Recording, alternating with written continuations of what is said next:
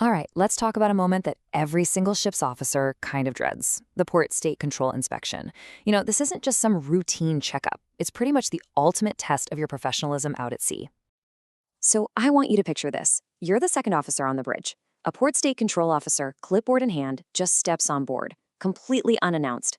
Suddenly, the safety of the vessel, the schedule, the company's reputation, it all feels like it's resting squarely on your shoulders. And then the questions start coming. Your heart's pounding a little, right? Well, this is that moment. The real question is, are you ready for it? So, what even is a PSC inspection? Well, think of it as a spot check. It's how a country makes sure that foreign ships visiting its ports are actually safe and playing by the international rules. For the crew, though, it's a massive test of their knowledge, their procedures, and just how ready the ship really is. You fail, and your ship could literally be detained, which is a huge deal. You pass, and you've just proven your competence to the world. Okay, let's get into the nitty-gritty of this scenario. The inspector turns to you, the second officer, and he starts with a question about your voyage plan. The first test is about to begin. So the officer asks a really specific question. See, he doesn't just want to know if you looked at the chart. He wants to know how that information actually influenced your decisions to make the whole trip more efficient. The pressure is definitely on to show you know how to apply this stuff in the real world. And check this out, the second officer's response? It's flawless. But I want you to notice the structure here because it's key. First, he identifies the condition. He saw the southwest monsoon current on the chart. Simple enough. Second, he explains the correction he made. He nudged the route a little bit south to take advantage of it. And finally, this is the clincher. He proves compliance. He explains that this action lines up perfectly with the ship's planned maintenance system, the PMS, for saving fuel and reducing engine stress. It's just a perfect, logical, three-part answer. The inspector gives a little nod. You can tell he's impressed, but he's not done yet. Now he shifts his focus from the water below to the air around them. And here comes another direct, super practical question. Now, wind roses, if you're not familiar, are these little diagrams on a routing chart that show wind speed and direction. The officer wants to see how you took that symbol on a piece of paper and used it for a critical calculation, your ship's estimated time of arrival. And boom, there it is again, that same methodical structure.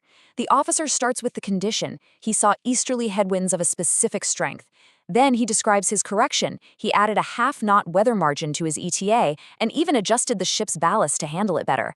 And he closes it out with compliance. He connects those actions directly to the ship's safety management system, the SMS, which is basically the rule book for all voyage planning. Beautiful.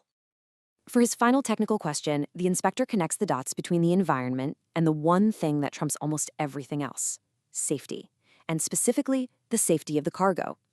This is a great question because it tests the officer's ability to think beyond just navigation and really consider the entire operation. And for the third time in a row, our second officer deploys the winning formula. Condition: he saw waves coming in at 3 to 4 meters from the northwest.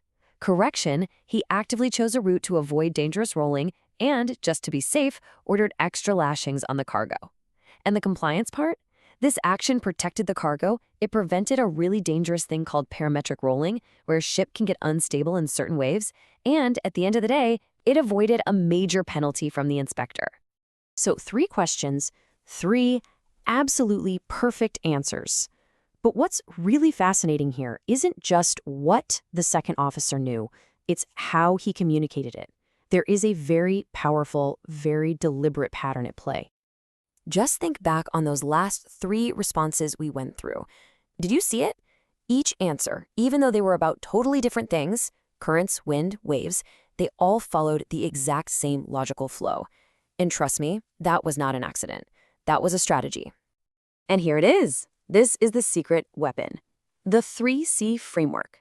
It's an incredibly simple but seriously effective mental model for structuring your thoughts, especially when you're under pressure. It's just condition, what's the situation? Correction, what did I do about it? And compliance, why was that the right thing to do based on the rules?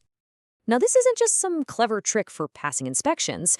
It's a fundamental tool for showing how competent you are in any high-stakes field. So let's break down how you can actually master this. This breaks it down perfectly, using that wind example. The C for condition was the easterly winds. The C for correction was adding that weather margin. And the C for compliance was making sure the ETA was accurate, just like the ship's safety manual says. It's simple, it's logical, and honestly, it's incredibly convincing. So, why does this matter so much? Why should you care about this framework? Well, because it does way more than just help you answer a question. It gives you a clear structure when you're stressed out. It proves you don't just know the rules, you actually know how to apply them. It turns a boring technical answer into a really compelling story about your own professionalism. And that works whether you're on a ship's bridge or in a corporate boardroom. And that kind of leaves us with one final thought. The 3C framework is obviously a super powerful tool for mariners. But you know what?